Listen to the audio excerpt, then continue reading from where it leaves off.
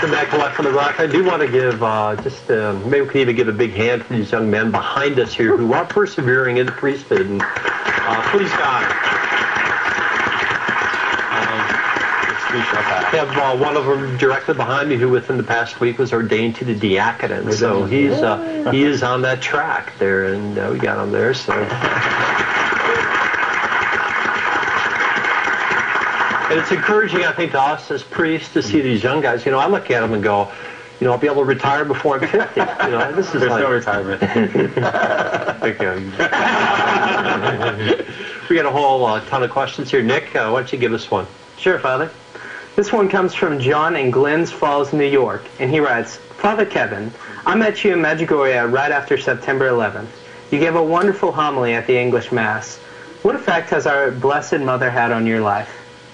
As priests, we got to talk about Our Lady, and most definitely, because so many believe and say, you know, well, as a priest, you're not married. You know, how can you understand these things, or don't you long for these things, or the church is our spouse, because the church is the bride of Christ, and we are kind of the stand-in for Christ. We participate in His priesthood. Exactly, and the probably the most clearest and defined image of that spouse of Christ is Our Lady.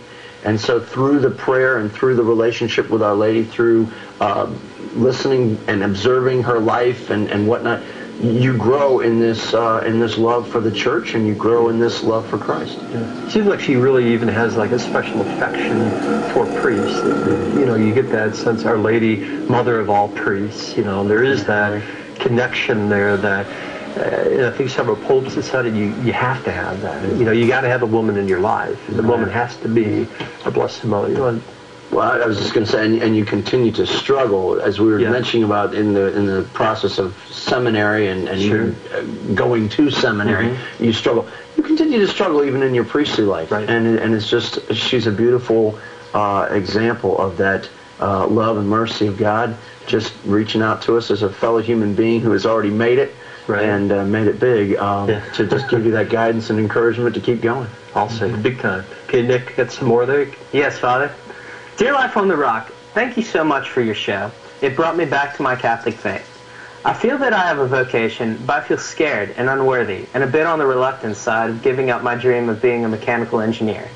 Could you give me some advice on discerning and accepting? In Christ, Samantha from University of Toledo.